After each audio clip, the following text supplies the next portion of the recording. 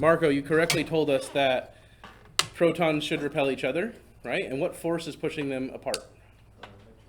Electromagnetic force, right?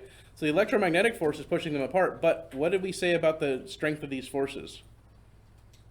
They're getting stronger the further we get down on the list, right? So the strong force is stronger than the electromagnetic force by billions of times, okay? Here's the idea. Pretend these two are protons, right? And I go to push them together, and they don't want to push together, right? But I'm pretty strong, right? So I force these two together, okay? Now, I'm forcing these two magnets together right now, right? I am overriding the electromagnetic repulsion between these two, yeah? And forcing these two things to stick together. I'm the strong force right now, okay? There's a force. If you can get these two protons close enough together, you can stick them together with the strong force, okay? But if you separate them at all, they come zooming apart, okay? It's kind of like there's a layer of glue on the outside of the protons, okay? The protons normally repel each other, but if you can get them close enough together, you can glue them together. That glue is the strong force, okay? Nuclei are stable because of the strong force. Otherwise, nuclei of atoms would fly apart, and we wouldn't be here to talk about the strong force, okay? We need the strong force to make atoms, and we need it to make sense of atoms. So there you go. Strong force holds protons and neutrons within the nucleus of an atom. And those are your four forces. Again, each force is billions of times stronger than the one above it, okay? Two of them are short range. They only work inside of atoms, strong and weak.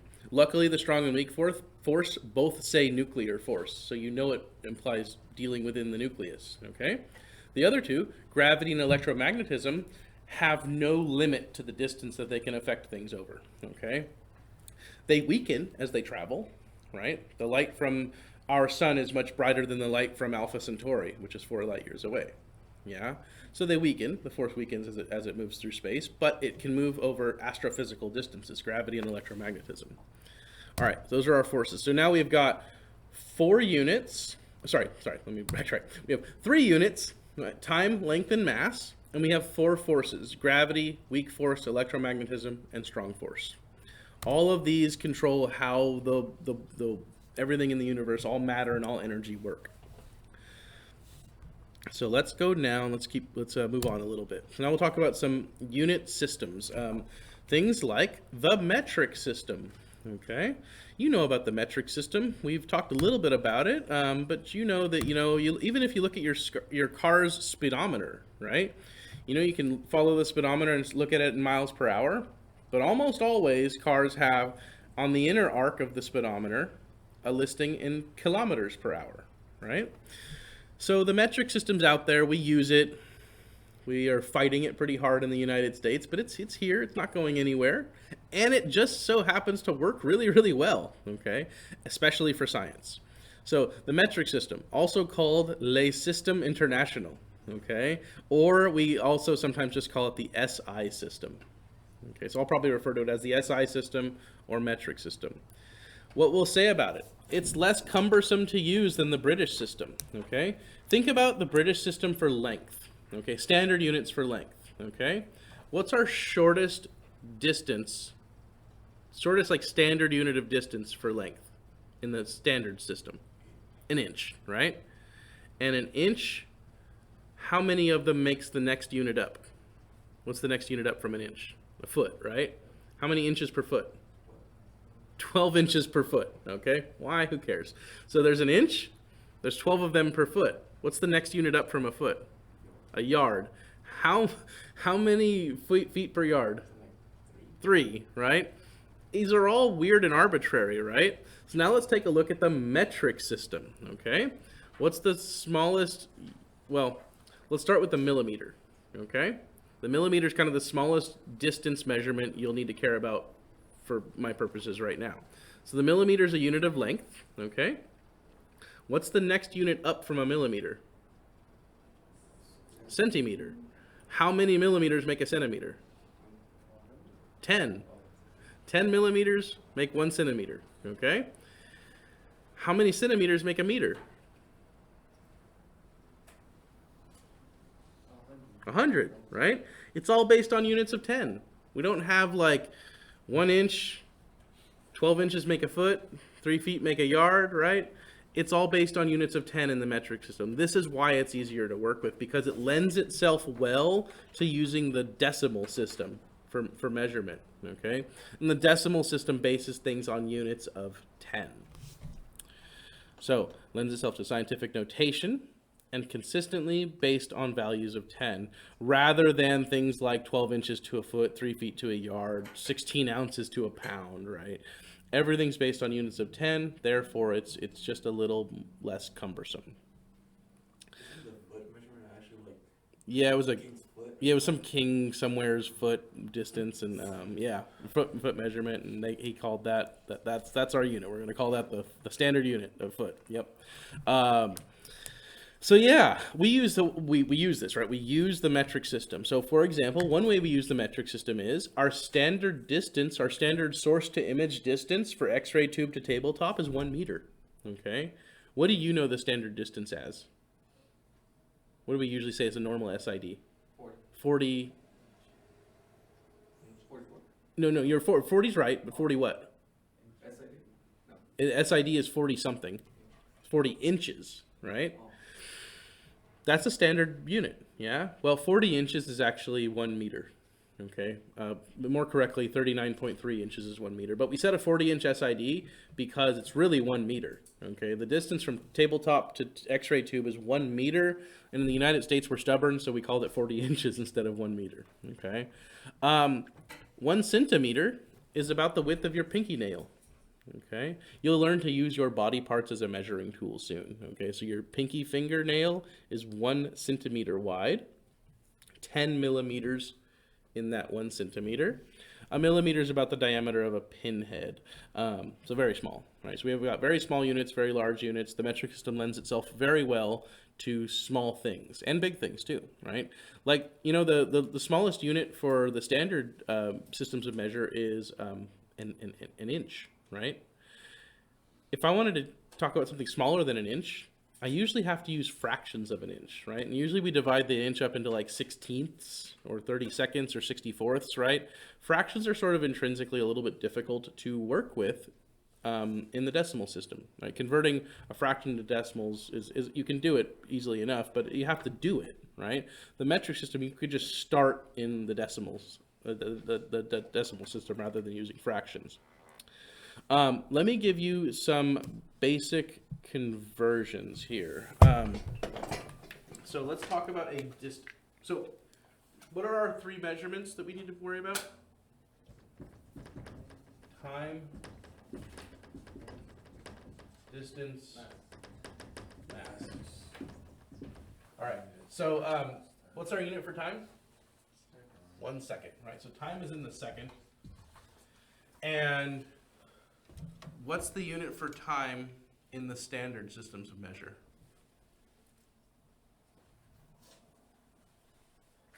So that's the unit for time in the metric system, the second. How do we measure time here in the United States? No, it's the same. I'm asking a trick question. The standard system and the metric system, all systems of measure agree on time, okay? So you don't need to have to convert from like standard time to metric time. There's no need to do that, okay?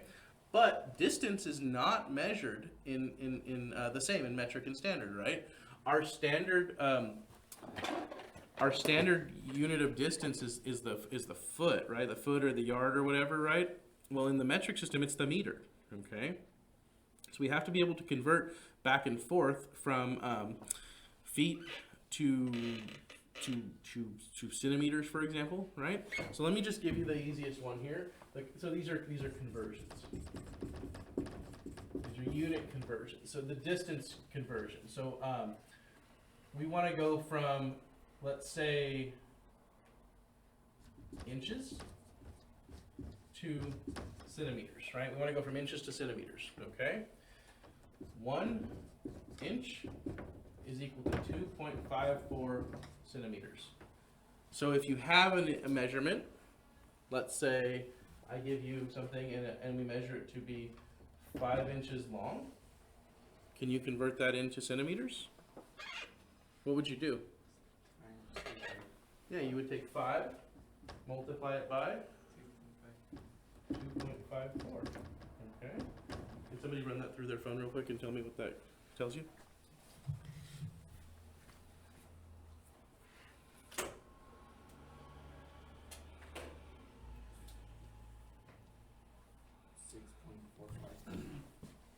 It's got to be more than that. It's got to be at least 10.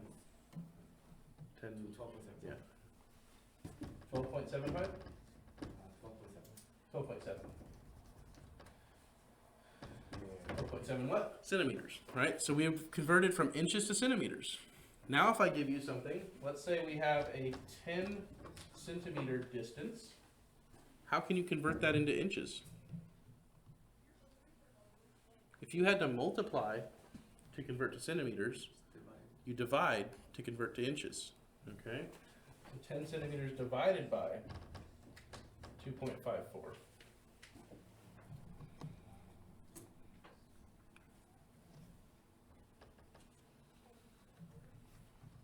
3.93. Yeah, roughly 4, right? That's why we told you a 4-inch box is a 10 centimeter box. Those two things are about roughly the same. Good. So now you know how to take inches and convert to centimeters. And because of that, you also know how to go from centimeters to inches. Okay, this is our inch. And you can go back and forth, right? Now, to do this, you'll convert any. So if I gave you, if I told you something was, 6 feet long, and I asked you to convert it into centimeters for me, what would you do first? If I give you that conversion, inches to centimeters, and I told you something is 6 feet long, I didn't give it to you in inches, did I? So what do you do? Times by 12. Well, and what are you doing though? We're converting it to inches. You're converting feet to inches first, right? 12 inches per foot, so you divide by 12, right? Sorry, multiply by 12, right? 72, right? And you take 72 times 2.54, and that'll give you your centimeter measurement. Use this basic idea of 1 inch is 2.54 centimeters, and that will always tell you what to do converting from one to the other. All right. We also want to be able to convert mass, from one system to the other. So what's our unit for mass in the standard units of measure? How do we measure the weight of things? So mass is matter, right? But if I want to know how massive something is, I usually measure it in kilograms, right? Okay, but I can convert kilograms to pounds, right? And I can convert pounds to kilograms, okay? So, if I want to know, so pounds, if I give you something in pounds, I want you to be able to know how to convert it into kilograms. So pounds to kilograms, okay? We want to know what we do here, right? So here's how this goes. There are 2.2 pounds per kilogram.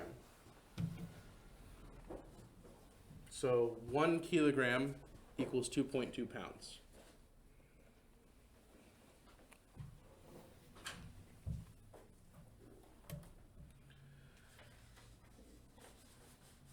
So if I told you someone weighs 100 kilograms in the metric system, what's their weight or mass? Remember, we're going to interchange weight and mass here on Earth, right? So what's their weight in pounds? 220, right? And what did you do? You took 100 kilograms, you multiplied it by 2.2, our conversion factor, okay? If I told you someone was 400 pounds, can you convert that into kilograms for me? 880.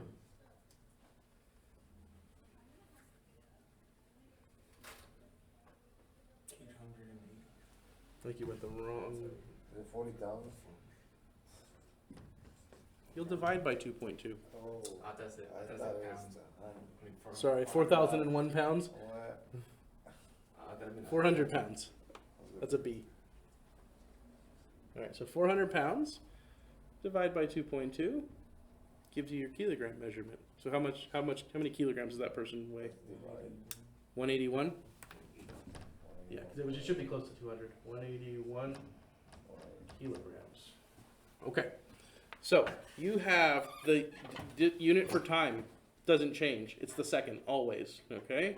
You have the units for distance. That's the meter. And I just gave you a way to go from centimeters to inches. So you can go from meters to centimeters and then that to inches, or the other way, from feet to inches and then to centimeters and then to meters if you'd like. Okay. I also gave you mass. Mass in pounds, pounds to kilograms. 2.2 pounds for every kilogram. 1 kilogram equals 2.2 pounds. So now you can go back and forth between kilograms and pounds, between inches and centimeters, and time doesn't change. That's nice. Okay.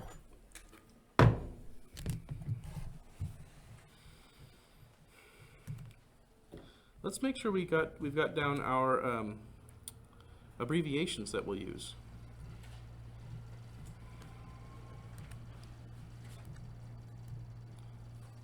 So,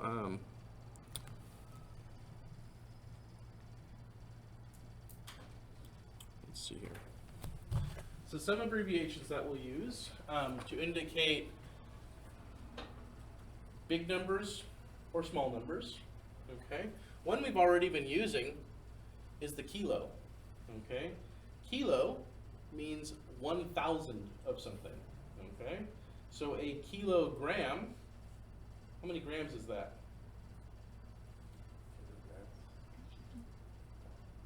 How many grams in a kilogram? 1,000, right? 1,000 grams per kilogram.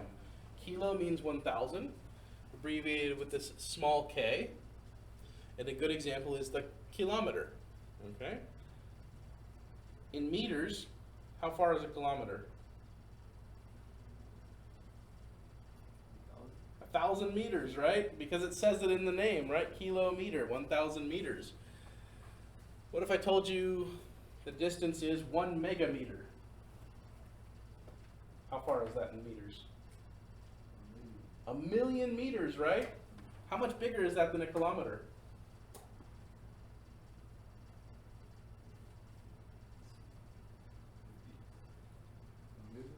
1,000, right?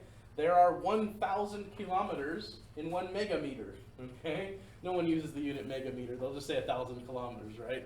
But there it is. There's mega, the next one down. Mega means millions, okay? Millions of something. So not millions, millions, okay? Like a megavolt, right? MV or MEV, okay? A volt is an amount of, a volt is an amount of energy. A megavolt is 1,000,000 of those volts. Okay. We also have giga, tera, and that's what we'll stop at the big stuff. Okay. A giga is a billion. Okay. So yeah, we'll just use that. Gigahertz. Okay. Hertz is a number that we'll talk about. It means frequency. When we get to talk about electromagnetic waves, we'll talk about wavelength, right? And we'll talk about how frequent a wave passes by a given point, right? That 1 wave per second is 1 hertz. So a gigahertz would be 1 billion waves per second. Giga means billion of something, okay? Tera means trillion. You guys know about giga, you probably know mega, giga, and tera from like computer hard drives and stuff like that, right? You know, like when I was younger, it was megabytes of storage on our hard drives, right? On our like iPods or whatever. Then it became gigabytes of storage, right? And now we've got terabytes of storage on our computers because we have lots of movies and music and things like that on the computers nowadays, right? You know, I've got a 2 terabyte hard drive. My hard drive on my little portable hard drive holds 2 trillion bytes of information, okay? 2 terabytes. So let me now come over here to orders of magnitude, okay? Orders of magnitude use this exponent system.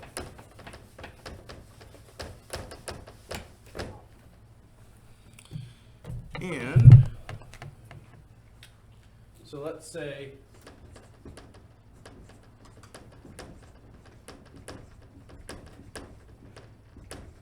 okay. So This order of magnitude way of talking is a way of talking about rough relative sizes of numbers, okay? So let's talk about what this means. The base unit is 10 because our decimal system, a decimal and metric system is based on units of 10, okay? An exponent, what do you do with exponents? Like if I gave you the number 2, and I had the exponent of 2 up here in the top, what does an exponent tell you to do? By itself, right? So 2 to the power of 2 is really what? No, I know that's the answer, but you're ahead of me. That's good. But it's really what it really means is take 2, multiply it by 2, right? And the answer, of course, is 4, right? But so then if I gave you 2 to the third power, 2 times 2 times 2. What's the answer to that? 8. Let's do one more. 2 to the fourth power. So 2 times 2 times 2 times 2, right?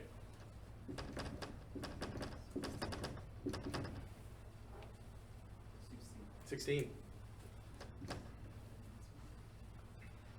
You notice how going up from the exponent of 2 to the exponent of 3 is an increase of 1, right? The exponent only got 1 bigger. How much bigger did the number get? It doubled, right? From 3 to 4? Doubled again. That's because our base is 2. Okay, the base unit we're using is 2. So now let me give you the base of 10. Okay? 10 to the first power. What would I write down? 10 is the answer, but 10 is also the equation, right? So it's just 10. Oh, let me also add up here. 10 to the 0th power. Just 0, right? Okay, so that's 10 to the 0, just 0, okay? By the way, also, we should also start be getting used to the fact that this is actually 10.0, okay? That decimal matters. We don't include it in just integer numbers, but it matters. Let's go to this one then. 10 to the 2. So don't give me the answer, give me the equation. 10 times 10, and we know 10 times 10 equals 100, okay? Check this out. With the base unit of 10, the exponent is 2, right? How many zeros are in the answer? 2, okay? So there's a relationship between the exponent and how many zeros are going to be in that answer, okay? Let's do this again. 10 to the third is 10 times 10 times 10, which is 1,000. How much bigger is 1,000 than 100? 10 times bigger. Why is it 10 times bigger? Because the base is 10, okay? Notice how the numbers, when you went from exponent 2 to exponent 3, the number went from 4 to 8, it only got 2 times bigger. Why did it only get 2 times bigger? The base is 2, right? You get the theme here, okay? So we use, the metric system uses the base of 10, not a base of 2, okay? Interestingly, computers calculate things with base 2, okay? So when we get to talk about digital and computers and all that and binary code, we get to talk about base 2 measurements. This is base 10 measurements, okay? All right, so without even giving me the equation, what's 10 to the 4? 10,000, right? Because you know it's going to be 10 times bigger than 1,000. And how many zeros are in 10,000? 4. Yeah. Sorry, and what I'm actually saying is how many zeros to the left of the decimal point, right? Which is still the same answer, 4. Okay? 10 to the 5? 100,000. Easy peasy, right? Just gets 10 times bigger each time. 10 to the 6th? 1,000,000. All right, so now that you know that, what's 10 to the 9th? 1 billion? Yeah. Or you can say it another way, 1,000 million, which happens to also be a billion, right? Yeah, you got it. 10 to the 9th is a billion. 10 to the 12th? A trillion, right? How about 10 to the 15th?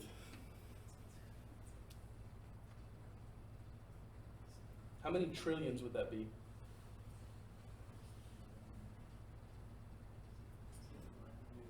To the 15th. How many exponents bigger is that than 12?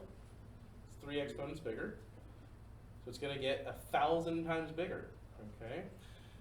Orders of magnitude allow us to make very big numbers in a very compact way, right? Watch this. If I just said 10 to the 20th, right? Could you tell me what number that is just off the top of your head? No, right? I can say 10 to the 100th. Or for that matter, I can say 10 to the 10 to the 10 to the 10, right? It doesn't matter. I can now express like almost infinitely large numbers in a super compact way, right?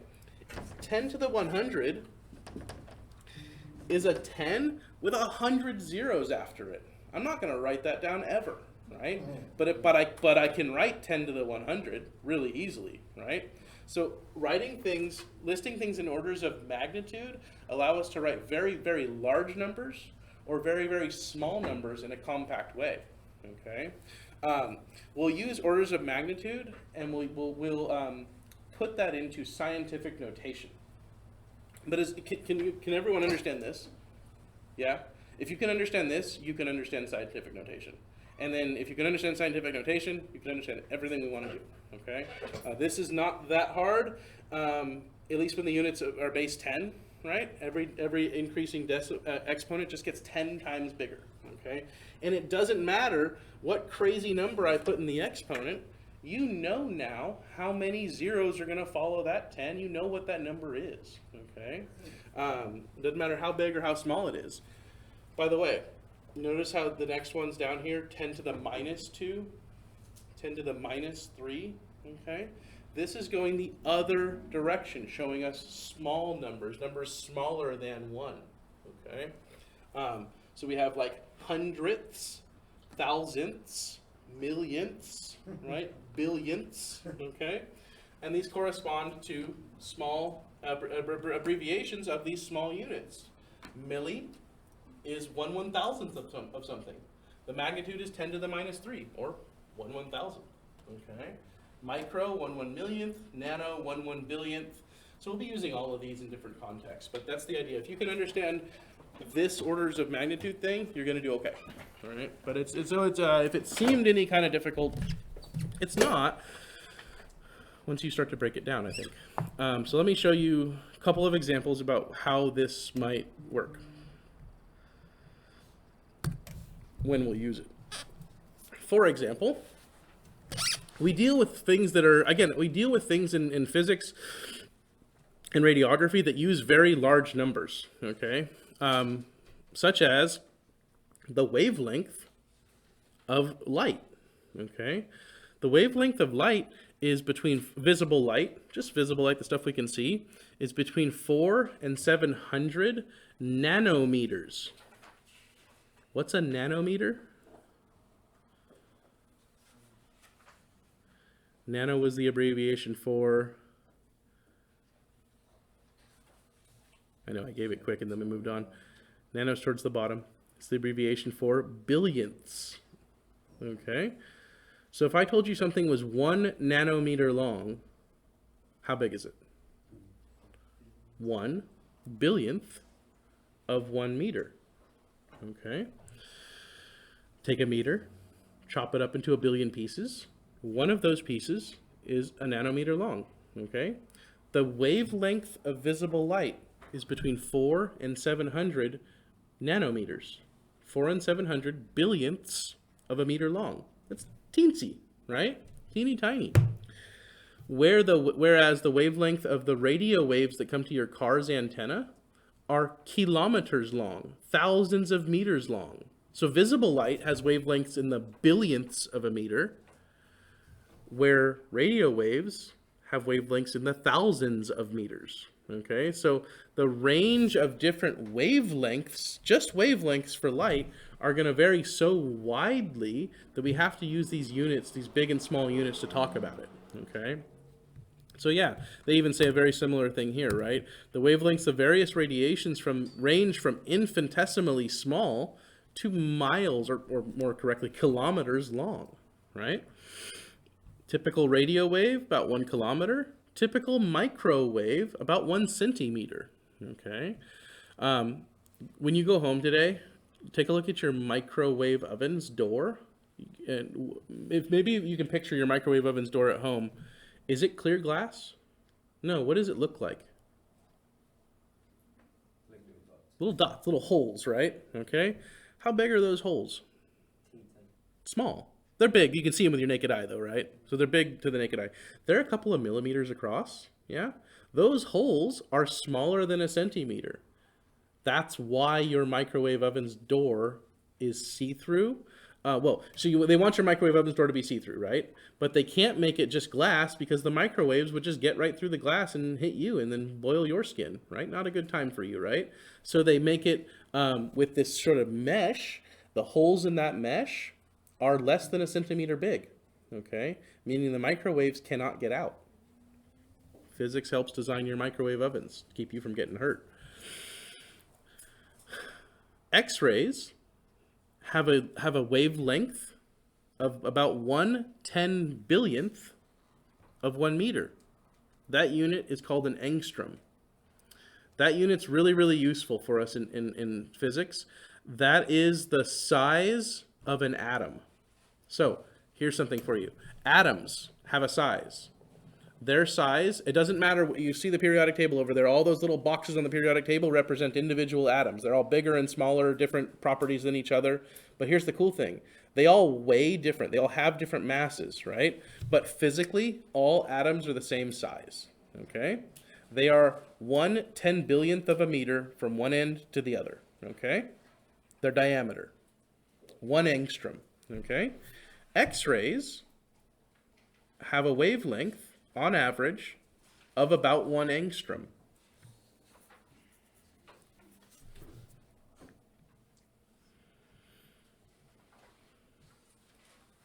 So atoms are an angstrom in diameter. An angstrom is 1/10,000,000,000th of a meter. 10 to the negative 10 meters, okay?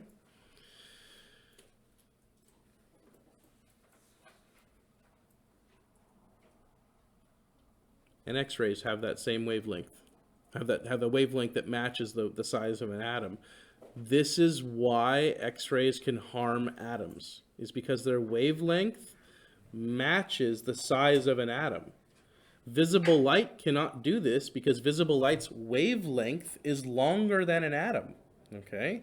And the rule is, if the wavelength of light is longer than an atom, it cannot hurt the atom. It takes one entire wave of energy to deposit into an atom. So if your wavelength is bigger than the atom, you can't possibly interact with it, okay? X-rays can harm matter because matter is made of atoms, and X-rays and atoms have size compared to wavelength, a very similar relationship, okay? X-rays can harm atoms because of their wavelength matching the physical size of an atom. All right, I've thrown a lot at you so far. We're not done by any means, but I want to give you guys a 5-minute break, okay? Take a break. We're going to come back and we'll talk about some more physics.